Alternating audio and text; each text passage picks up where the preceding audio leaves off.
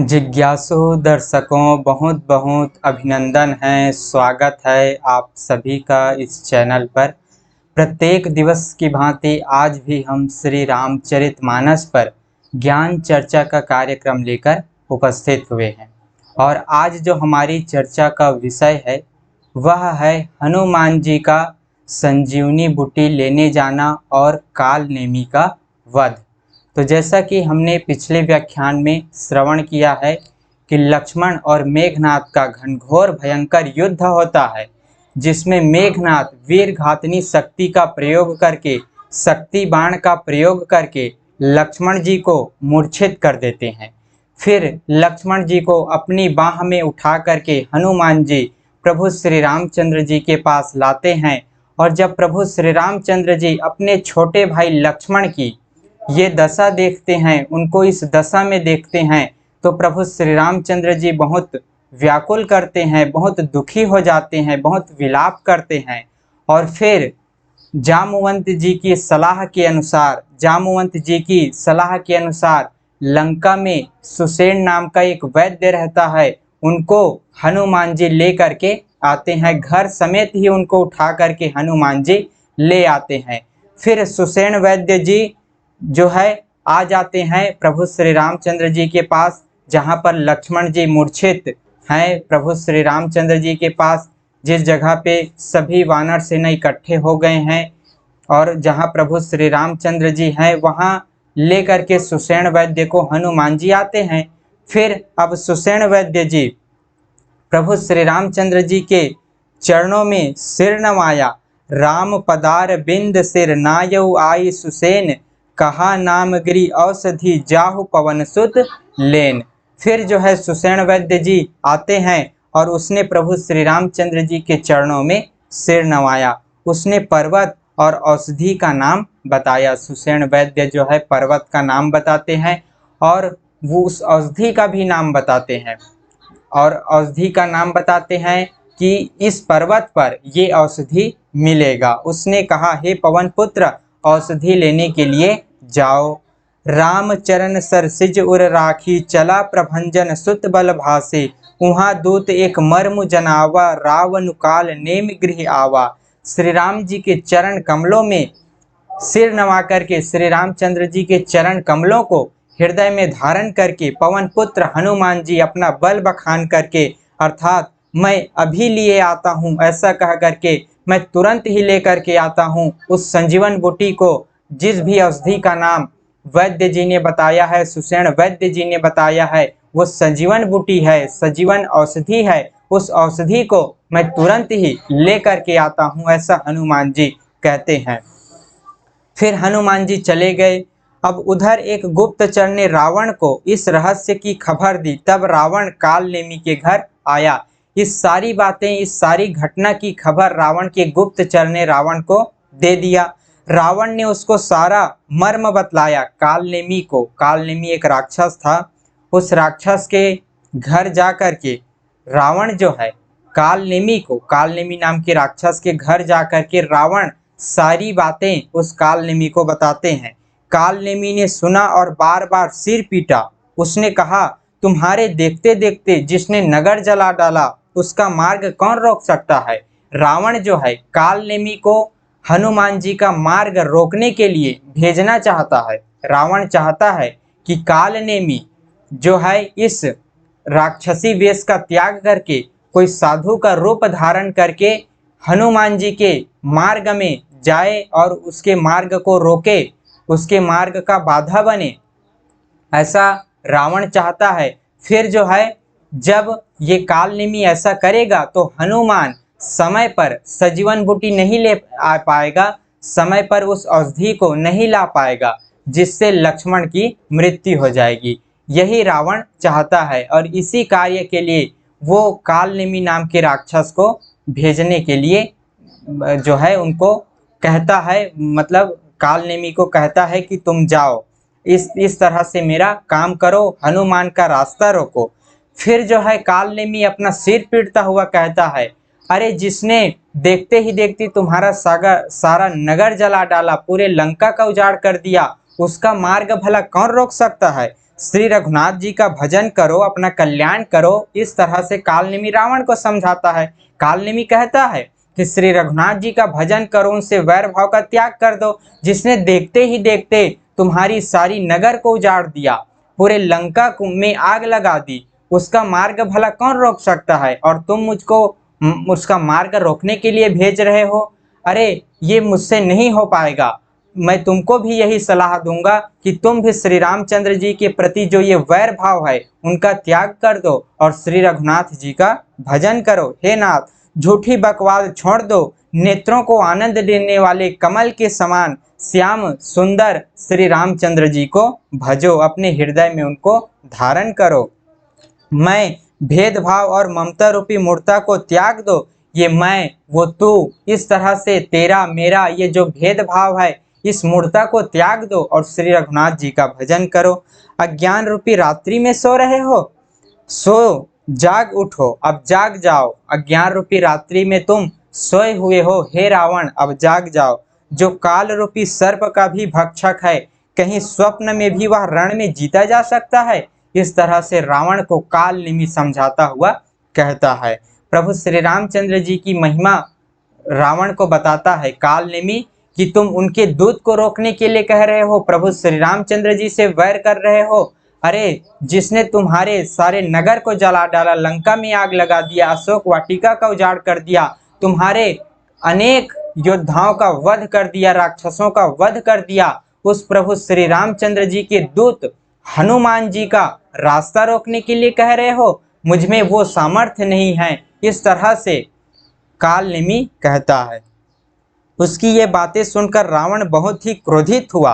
तब कालनेमी मन में विचार किया कि इसके हाथ से मरने की अपेक्षा श्री रामचंद्र जी के दूत के हाथ से मरूं तो अच्छा है। यह दुष्ट तो पाप समूह में रत है। जब कालनेमी की यह बात सुनता है रावण, तो वह क्रोधित हो जाता है और उसको मृत्यु दंड देने की बात करता है। अर्थात रावण कहता है कि तुम यदि मेरा काम नहीं करोगे तो मैं अपने हाथों से तुम्हारा वध कर दूंगा। तो कालनेमी मन में विचार करता है कि इस पापी रावण के हाथों से मरने से अच्छा है कि मैं श्री रामचंद्र जी के दूत के हाथों, हनुमान जी के हाथों मर जाऊं। इस पापी के हाथ से मरने से अच्छा है मैं श्री रामचंद्र जी के दूत हनुमान जी के हाथ से मर जाऊं, उसमें मेरा कल्याण होगा। इस तरह से कालनेमी विचार करता है।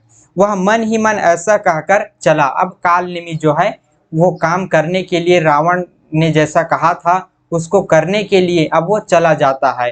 वो तो पहले ही जान चुका है कि मेरा वध होना है और वो इसी कारण से हनुमान जी के हाथों मेरा वध होगा, श्री रामचंद्र जी के दूत के हाथों मेरा वध होगा तो मेरा कल्याण भी हो जाएगा। इस कारण से कालनेमी इस सोच से, इस दृष्टिकोण से, इस जो है अवधारणा से वो जो है कार्य करने के लिए जा रहे हैं, हनुमान जी का रास्ता रोकने के लिए जा रहे हैं।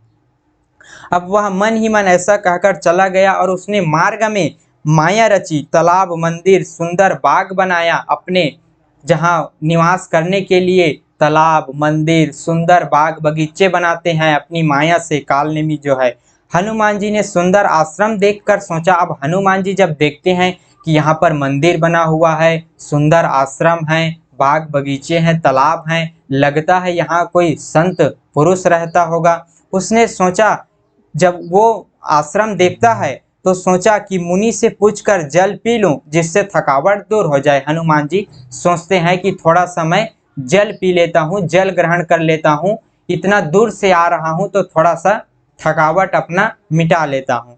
राक्षस वहाँ कपट से, कालनेमी जो है कपट से मुनि का वेश बनाए हुए विराजमान था। कालनेमी राक्षस जो है मुनि का वेश बना लेते हैं, साधु संत का वेश बना लेते हैं, राम भक्त का वेश बना लेते हैं और उस आश्रम में विराजमान रहते हैं। हनुमान जी को बहलाने फुसलाने के लिए, उनके मार्ग में बाधक बनने के लिए हनुमान जी को जो है, ताकि वो समय पर हनुमान जी सजीवन बूटी न ला पाए, क्योंकि सूर्योदय के पहले ही सजीवन बूटी लेकर के हनुमान जी को उपस्थित होना था। अगर सूर्योदय हो जाएगा, अगर सूर्योदय के बाद अगर वो पहुंचेगा तो सूर्योदय होते ही लक्ष्मण जी जो है अपना प्राण त्याग देंगे। लक्ष्मण जी फिर कभी वापस नहीं आ पाएंगे, उस मूर्छा से बाहर नहीं निकल पाएंगे। इसलिए सूर्योदय के पहले ही उस औषधि को लेकर के उस वैद्य के पास, लक्ष्मण जी के पास जो है हनुमान को उपस्थित होना था, सुषेण वैद्य के पास उपस्थित होना था, सजीवन बूटी को लाना था सूर्योदय के पहले। लेकिन रावण सोचता है कि क्यों ना मैं कालनेमी को भेज दूं, इस राक्षस को एक साधु का वेश बना करके। फिर कालनेमी जाता है उनका मार्ग रोकने के लिए, समय अर्थात विलंब करने के लिए, ताकि समय पर जड़ी बूटी न ला पाए, समय पर औषधि को न ला पाए।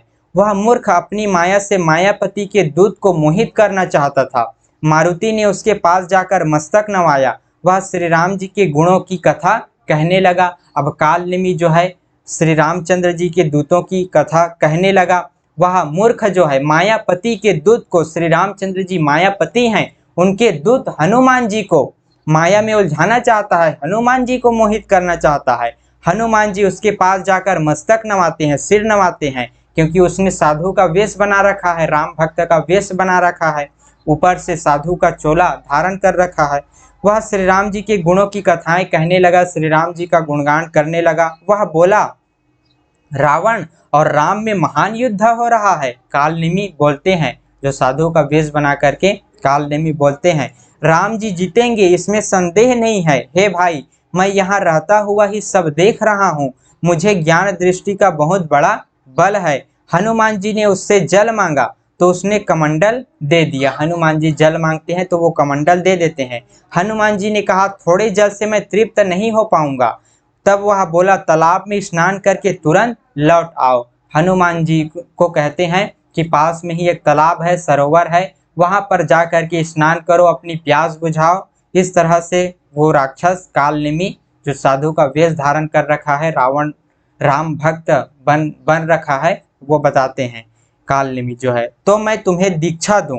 फिर कालनेमी बोलते हैं कि तुम स्नान करके आओ, फिर मैं तुमको दीक्षा दूंगा, जिससे तुम ज्ञान प्राप्त करोगे। देखो किस तरह से कालनेमी जो है हनुमान जी को उलझाने की कोशिश कर रहा है, भटकाने की कोशिश कर रहा है। जो श्री रामचंद्र जी का दूत है, श्री रामचंद्र जी का भक्त है, उनको कालनेमी उलझाने का प्रयास कर रहा है।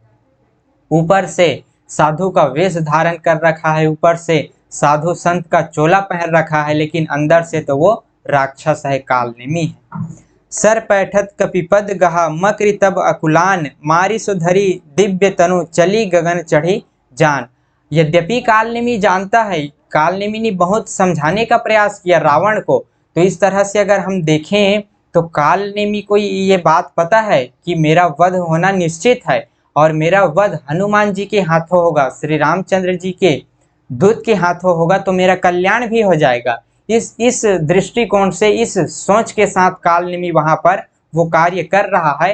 तो एक तरह से हम उसको दुष्ट भी नहीं कहेंगे, वो तो अपने कल्याण के लिए, वो प्रभु श्री रामचंद्र जी के प्रताप को जानता है, हनुमान जी के प्रताप को जानता है, तो वो अपना ही कल्याण करना चाहते हैं। रावण तो बस रावण को वो दिखाना चाहते हैं, ताकि रावण के हाथों से मरने से अच्छा है मैं हनुमान जी के हाथों से मर जाऊं, क्योंकि रावण का बात नहीं मानूंगा तो वो रावण, दुष्ट रावण मेरा वध कर देंगे। इससे अच्छा है कि मैं उनका कार्य करूं, उनको लगे कि मैं उनका कार्य कर रहा हूं, और ये उनका कार्य करते भी हैं, पूरे निष्ठा के साथ करते हैं, लेकिन उनको फिर भी पता होता है कि मैं जो है हनुमान जी को रोक नहीं पाऊंगा, मैं हनुमान जी के साथ जो है उनका मुकाबला नहीं कर पाऊंगा। मेरा वध हनुमान जी के हाथों निश्चित है, और मेरा वध होगा तो मेरा कल्याण भी होगा। इस तरह से कालनेमी इस सोच के साथ, इस अवधारणा के साथ, इस जो है एक मन में विचार रख करके इस तरह से वो अपना कार्य कर रहे हैं। अपना जो है वेश बना लिए हैं, अपना साधु का वेश धारण कर लिए हैं, और उनको सब पता है कि मेरा वध होना निश्चित है, हनुमान जी सारी बातें जान जाएंगे। वो तो पहले ही रावण को समझा रहे थे, रावण को तो वो पहले ही समझा रहे थे कि जिसने तुम्हारा सारा नगर जला डाला, जिसने तुम्हारा सारा नगर उजाड़ डाला, बड़े बड़े योद्धाओं को मार डाला, और जो श्री रामचंद्र जी इस जगत के स्वामी हैं, तीनों लोगों के स्वामी हैं, जो स्वयं मायापति हैं, तुम उनसे वैर मत करो। अरे दुष्ट रावण, उनसे वैर मत करो, उनके दूत का मार्ग रोकना बड़ा कठिन है। तुम श्री रामचंद्र जी का भजन करो, उनको हृदय में धारण करो। इस तरह से काल नेमी प्रभु श्री रामचंद्र जी के प्रताप को, महिमा को जानता था, क्योंकि वो पहले ही रावण को समझा रहा है। तो इससे सिद्ध होता है कि काल नेमी को प्रभु श्री रामचंद्र जी का प्रताप, उनका महिमा पता है। लेकिन फिर भी वो रावण के कहने पर, ताकि रावण के हाथों मेरा वध न हो जाए, तो रावण को दिखाने के लिए, रावण के कहने पर वे हनुमान जी का मार्ग रोकने के लिए इस तरह से कार्य कर रहे हैं, इस तरह से ये अभिनय कर रहे हैं। एक साधु का वेश बना करके, राम भक्त का वेश बना करके हनुमान जी को उलझाने का प्रयास कर रहे हैं। वो, उनको सब पता है कि मैं हनुमान जी को नहीं उलझा पाऊंगा, मेरा वध होना निश्चित है। ये इस तरह से मैं दुष्टता कर रहा हूँ, दुस्साहस कर रहा हूँ, श्री रामचंद्र जी के दूत को मैं जो है उलझा रहा हूँ, उनके मार्ग में मैं बाधा बन रहा हूँ। तो इस तरह से मैं दुस्साहस कर रहा हूँ, दुष्टता कर रहा हूँ, इस कारण से मेरा वध होना तो निश्चित है। लेकिन फिर भी रावण के हाथों से मैं मरूं, इससे अच्छा है मैं प्रभु श्री रामचंद्र जी के दूत हनुमान जी के हाथों से ही मरूं। ऐसा दृष्टिकोण से जो है काल नेमी ये स्वांग रचा हुआ है, ये अभिनय कर रहा है। फिर जो है काल नेमी कहते हैं हनुमान जी से कि पास में ही एक सरोवर है, तालाब है, वहां जाकर के अपनी प्यास बुझाओ, स्नान करो और तुरंत मेरे पास आओ, फिर मैं तुम्हें गुरु दीक्षा दूंगा, ज्ञान दूंगा, जिससे तुम ज्ञानी बन जाओगे। ऐसा जो है हनुमान जी को कहते हैं। कपितो दरस भयों निष्पापा, मिटा तात मुनिबर कर सापा, मुनि न हो यह निश्चर घोरा, मानहु सत्य बचन कपि मोरा। उसने कहा, हे वानर, मैं तुम्हारे दर्शन से पाप रहित हो गया, श्रेष्ठ मुनि का श्राप मिट गया। हे कपि, यह मुनि नहीं है, घोर निशाचर है, मेरा वचन सत्य मानो। अब जब हनुमान जी जाते हैं उस सरोवर में, हनुमान जी प्रवेश करते हैं, उस तालाब में प्रवेश करते हैं, तब प्रवेश करते ही एक मगरी ने अकुलाकर उसी समय हनुमान जी का पैर पकड़ लिया। हनुमान जी का पैर पकड़ लेते हैं और वो मगरी जो है वही सारी बातें बताते हैं। वो जो मगर है, जो स्त्री रूप में है, अर्थात स्त्रीलिंग मगर, मगरी, वो जो है सारी बातें हनुमान जी को बताते हैं। हनुमान जी का उसने पैर पकड़ लिया, हनुमान जी ने उसे मार डाला, हनुमान जी उसको मार डालते हैं। तब वह दिव्य देह धारण करके विमान पर चढ़कर आकाश को चली। तब उसका जो मगरमच्छ रूप है, जो उन्होंने मगरी का रूप धारण कर रखी थी, उस रूप को त्याग देती है जब हनुमान जी उनका वध करते हैं, और एक दिव्य रूप में आ जाती है, एक देवी के रूप में आ जाती है। और फिर वो जो है विमान पर चढ़कर आकाश में चली जाती है और हनुमान जी से कहती है, हे वानर, मैं तुम्हारे दर्शन से पाप रहित हो गई, मैं तुम्हारा दर्शन कर धन्य हो गई। हे तात, श्रेष्ठ मुनि का श्राप मिट गया, जो मुझको मुनि ने श्राप दे रखा था वो श्राप मिट गया। हे कपि, यह मुनि नहीं है, घोर निशाचर है। वो मगरी कहती है, जो अब देवी रूप में आ चुकी है, अपने वास्तविक रूप में आ चुकी है। मुनि के श्राप के कारण वो मगरमच्छ का शरीर धारण कर रखी थी, अब वो अपने वास्तविक रूप में आ जाती है और हनुमान जी से कहती है, काल नेमी का सारा भेद बताती है। हनुमान जी को काल नेमी का सारा भेद बताती है कि यह मुनि नहीं है, ये कोई मुनि नहीं है, कोई संत नहीं है, यह तो घोर निशाचर है, मेरा वचन सत्य मानो। ऐसा कहकर ज्यों ही वह अप्सरा गई, अब वो चली जाती है, वो अप्सरा चली जाती है, त्यों ही हनुमान जी निशाचर के पास गए, काल नेमी के पास गए। अब हनुमान जी को सारी बातें पता चल गई। उस काल नेमी का पोल खोल दिया उस अप्सरा ने, उस देवी ने इस काल नेमी का पोल खोल दिया। हनुमान जी को सारी बातें पता चल गई। हनुमान जी ने कहा, हे मुनि, पहले गुरु दक्षिणा ले लीजिए। हनुमान जी कहते हैं, आप गुरु दीक्षा बाद में देना, पहले आप गुरु दक्षिणा ले लीजिए, मेरे तरफ से आप पहले ही गुरु दक्षिणा ले लीजिए, पीछे आप मुझे मंत्र दीजिएगा, पीछे आप देते रहना मंत्र। सिर लंगूर लपेटी पछारा, निज तनु प्रगटे सी मरती बारा, राम राम कही छाड़े सी प्राणा, सुनि मन हर्षि चले हनुमाना। अब हनुमान जी तो काल नेमी का सारा रहस्य जान चुकी हैं, उनका सारा भेद जान चुके हैं, उनका पोल तो खोल दिया है उस अप्सरा ने, उस देवी ने, जो मगरमच्छ का शरीर धारण कर चुकी थी किसी ऋषि के, मुनि के श्राप के कारण।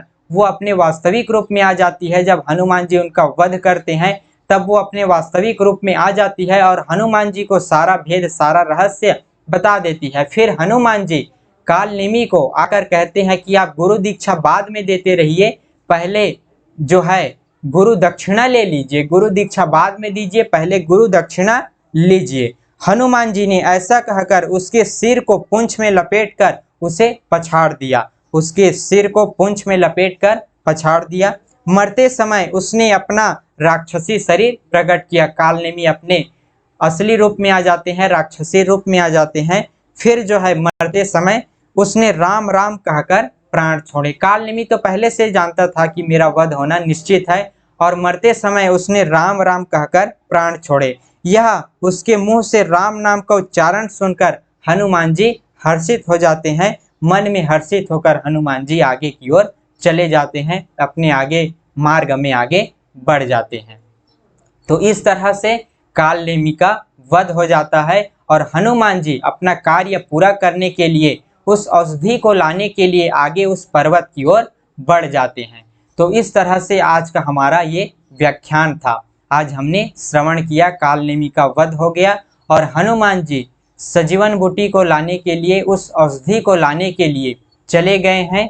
प्रभु श्री रामचंद्र जी का कार्य पूरा करने के लिए चले गए हैं।